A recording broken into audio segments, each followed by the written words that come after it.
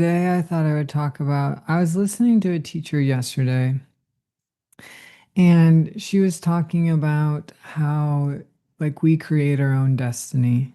And if you want to align your life with higher possibilities, like, can you work to find little ways to experience more joy, more excitement, more love in your day regularly? And if you're kind of find yourself trapped in powerlessness, victimhood, blaming life for all the things that are going wrong without really ever taking responsibility of what we have the power to change or what power we have to take new action steps in our life to create change, and we're kind of just living in heaviness, despair, that life's out to get us, and that we are powerless to to to make our life better, right?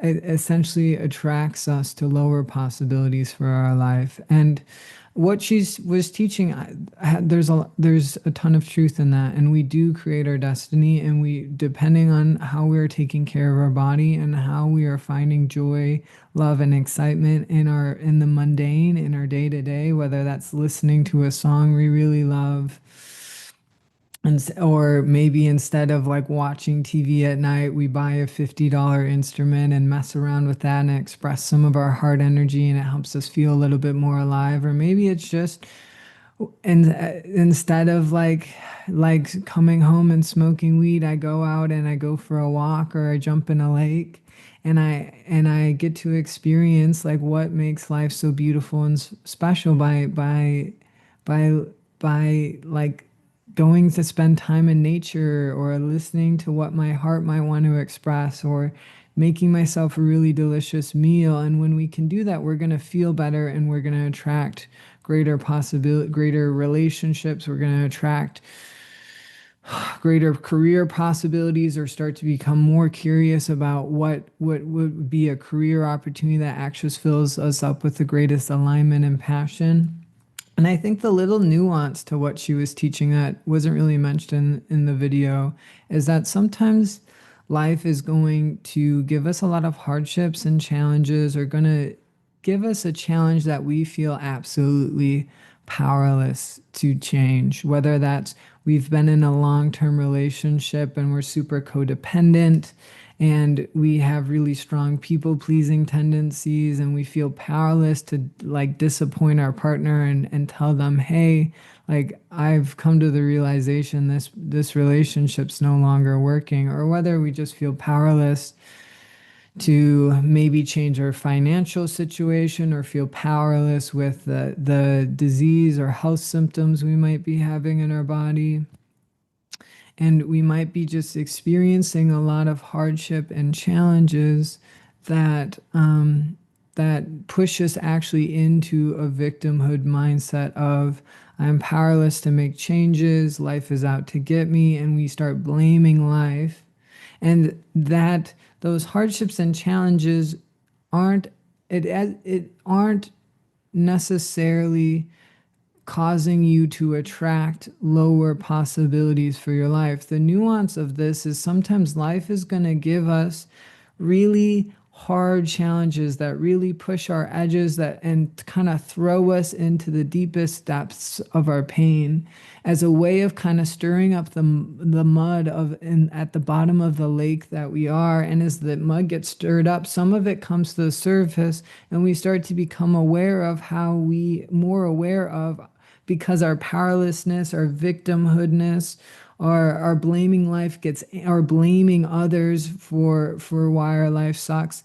When it gets amplified, we start to see it clearer, and as we become more aware of it, we become more aware of, there's different choices for me to make. And so oftentimes our hardships and challenges aren't actually helping you attract lower possibilities in your life, but they're actually helping clear the victimhood mentality, the powerlessness, and the blaming others and blaming life for why our life sucks. When it's amplified, we start to see how we've been subtly influenced by these patterns for a long time. When our unconsciousness is amplified, we become a lot more aware of what are the ways I feed this unconsciousness and what are the ways in the past that I was actually choosing from more of a powerless place or unconscious place. And really kind of when we're listening to those voices are gonna tell you to contract, to not move forward, to curl up in a ball. Maybe it's a voice of I want to die, I want to give up the career I was trying to create, I no longer want to try and create, and I'm gonna just give up on life. Like those voices actually perpetuate hardship and challenge in your life, and they perpetuate you from moving forward and taking action steps. And so the nuance to the teaching of finding excitement and finding joy in our life and letting go of our blame and our powerlessness and our victimhood mentality and unconsciousness is there's going to be times when you're going to be thrown in those perspectives and feeling a lot of that. There's nothing wrong. Feeling like you want to give up, you want to die, you can't go on, you don't want to move forward. All normal, all okay. And it's really life throwing you into those feelings so you can start to see, oh, these feelings have been influencing me for a while. And now that I'm more aware of them, I'm aware of whatever they're telling me to do is opposite from what I would actually be doing. And how much can I commit and take responsibility for my life? And wherever I'm having problems in my life, whether it's finances, whether it's relationships, whether it's health symptoms or disease in my body, how much more can I commit to making positive changes in these areas of my life? And maybe that's making sure that I send out new job applications every day, or maybe I have a steady job, but it's just about, can I find a job that brings me greater purpose and meaning and passion in my life? And can I start to work to create that on the side of whatever job I'm working? And if I'm having hardships and challenges in relationships, sometimes we might just hit a road bump in a relationship, but also times if it's like it's feeling really hard spending time with someone, that might be a relationship that's destined to fall apart, or that person's destined to leave our life, and it's only hard and challenging because we're trying to hold it together when it's destined to crumble. And the holding it together and spending time with people that are making us more miserable is a choice we could change by not spending time with them. And we have the power to change that, and we might feel powerless and afraid to disappoint people, but those aren't voices to listen to. That's just something to be, okay, I feel this, and I might have to force myself to have a difficult conversation, but the only way I'm going to free myself from the misery of spending time with these people that are no longer aligned with me is if I have those difficult conversations. And so not allowing our powerless to help us to be a voice that keeps us running from responsibility, but starting to face, okay, what are the action steps I need to take? And even with health, and even if we don't have like the real resources to be able to go see doctors or figure out what's going on in our body, the question to ask ourselves is, what are the little changes I could make in my day that would actually help the health of my body? Maybe that's working out more, eating a cleaner diet, and it might not solve what's going on my body right away, or it might not solve it in general, but at least it would be supporting health. And if that's something I want to feel more often in my life of health in my body, what are the little changes I could do, or what are the steps I can take to help support that for me? Right? And if I give up, I'm definitely not going to receive the positive changes or find freedom from the hardship that I'm experiencing. And so really the only path through hardship and challenge is to move through it and to continue to take steps forward and to continue be curious of what are the action steps I have available. And if I don't have a lot of resources, or I don't have a lot of opportunities to make greater changes in my life, what are the little action steps I could do to at least make myself feel better as I go through these hardships and challenges? And little that might be like, instead of smoking weed or drinking and feeling shitty, on how hard my day was or how hard it is to get a job, or feeling shitty about how we're not in a relationship, right? Drinking toxicity or smoking toxicity as a way of coping with the hardships and challenges in our life is only going to feed greater pain. It's only going to feed greater consciousness, and it's going to make us have a harder time, like subtly, of finding our way out of hardships and challenges, because life is not really concerned with how hard something is. Life is concerned with who you are as a person, and it's going to give you things that are quite hard to experience as a way of saying this is going to make them a great person. And it might suck for a while, but on the other side of it, they're going to be so grateful for the person they become. And so they have to go through this. And so if you were to align with life and go, I guess I have to go through this, and this is really the medicine of, if I want to become the person I always imagined, or if I want to create greater career opportunities, maybe I need to change. And if I'm constantly numbing myself or coping with things that are like instant gratifications hits, but really make my body feel worse, or I feel a lot of shame and guilt after choosing something like that because I know it's not really serving the well-being of my body, right? That's just aligning ourselves with stagnancy, with numbness, with toxicity, and it isn't really helping us become a better person. And if hardships and challenges at the deepest level are to help you become a better person, can we align ourselves with being better and choosing better, rather than aligning ourselves with how we used to cope with hardships in the past, or aligning ourselves with how our parents often coped with hardships in the past, because that is not what's going to help you find your way into flowery meadows and rainbows in the future the fastest.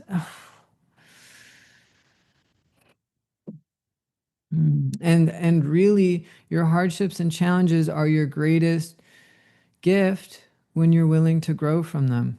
When you're willing to go, I guess this is the medicine I need to receive right now from the doctor of life, and life is giving me all these hardships and challenges to actually help me attract the relationships and the career opportunities that I actually want on the deepest level, and this is the steps I need to take, and that's why it's showing up in my life. And when we can relate to life like that, our greatest hardships and challenges become our greatest gift. And when we shut down and when we say I'm powerless to make changes, and we refuse to take action steps, and we go, I guess I'm just going to suffer in this misery and despair because I don't want to commit to greater responsibility of I have power to make changes in my life, right? Is when our hardships and our challenges are our greatest curse. And so we have the choice of what we would like to align with, or what kind of life we would like to create and align with. And if we want better, can we work to, one, be better and choose better? And what are the action steps, even if they're small, even if it's just like I find a little bit more joy in my day, or I eat a little bit cleaner in my day, or I start to spend less time with people that really feel toxic and bring me down.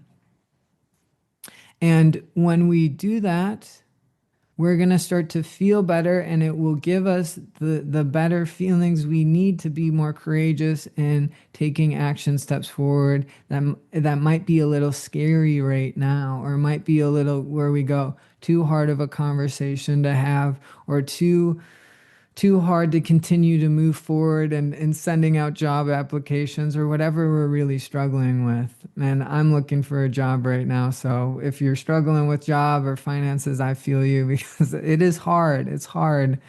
And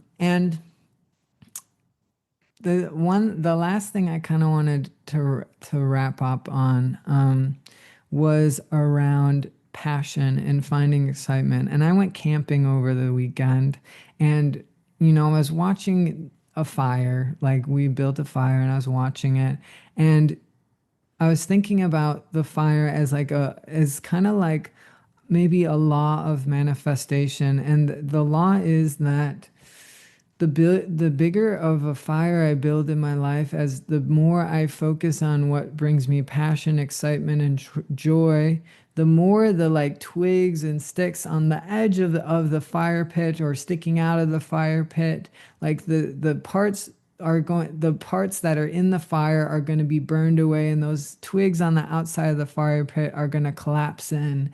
And we can almost think of those twigs on the outside of the fire pit collapsing in as like new loving relationships, new opportunities in career, new new maybe even greater health in our body, and the that the the thing that helps those opportunities be attracted to us is how much passion and excitement and joy we embody. And so, if we can take a little bit more time to embody joy, passion, and excitement, we are going to attract new opportunities to us just because of who we are. And if we feel like we embody a fair amount of joy and excitement, but then when we're around people, we tend to feel a little nervous or scared, or we feel like we have a hard time being our true self around others. Right? It's okay. And it's okay if we have a tendency to hide. And it's okay if we've been hurt in the past and we have a tendency to contract around others, or are a little bit more awkward around others than we are with ourselves. And the question is, can I just work to hide a little bit less? And can I put myself out there a little bit more? Because if I listen to powerlessness is going to say, never put yourself out there, and never lean into your awkwardness. And the truth is, people are only going to be able to see who you really are when you're willing to go, I'm going to put myself out there a little bit more, and I might be a little awkward, but at least I tried to make a new connection. And when we can do that, we are going to be amplifying excitement and passion and joy in our life by building new relationships. And so if we feel like we're struggling to attract greater opportunities in our life, one, the question is, am I taking the action steps I need to take? And then two is, am I really taking time to cultivate things that bring me joy, whether that's playing music, whether that's drawing, whether it's journaling, whether that's going outside and going for a swim? If I can find things that really light me up and excite me and do that more often, I'm going to change as a person, and the people that are attracted to me are going to change as well. And I'll be people that might think maybe might be at some point too cool for me or whatever, might become more interested in me when we start to embody more passion, excitement, and joy. And the nuance to this teaching is, some people might think, oh, if I use pornography, that's expressing my sexual freedom and that's filling me up with greater passion. Or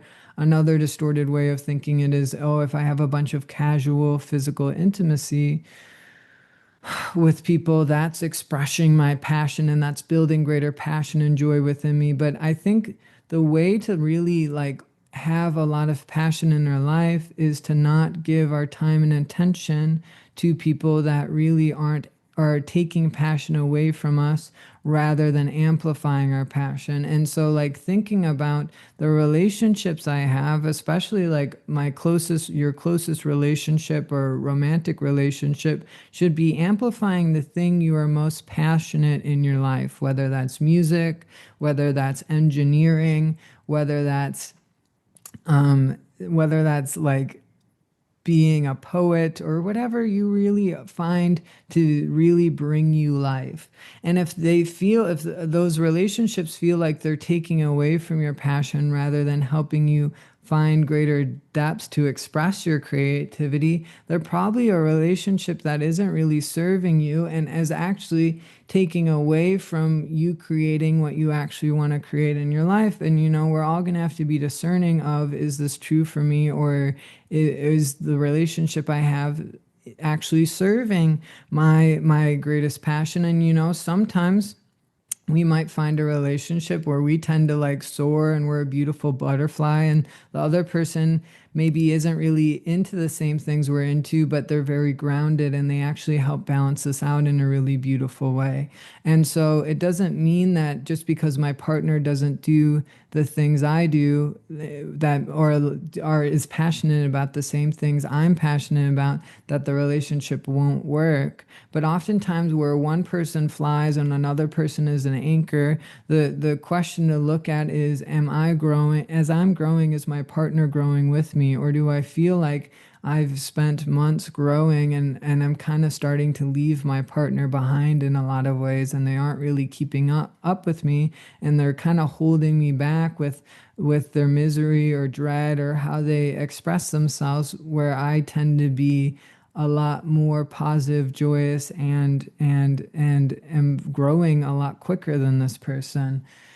And so that it's something to be aware of. And even when someone's like soars and another person is an anchor, the balance, that relationship, if you're both growing together, would be eventually both people would be able to soar and be anchors in their life. And, sometimes we have to learn how to, if we soar, we have to learn how to anchor ourselves before we attract the right person. And sometimes we might be soaring and still haven't really figured out how to be really grounded, and we attract that person before we've really learned how to really step into groundedness and our humanness. And so it's going to be different for different relationships, and any relationship we're in, one, are they amplifying the things I'm passionate about, or are they taking away from passion, or does it sometimes, do they make me miserable, or do I dread spending time with them? Or are they like 95% of the time lighting me up and making and adding to my life rather than taking away from my life?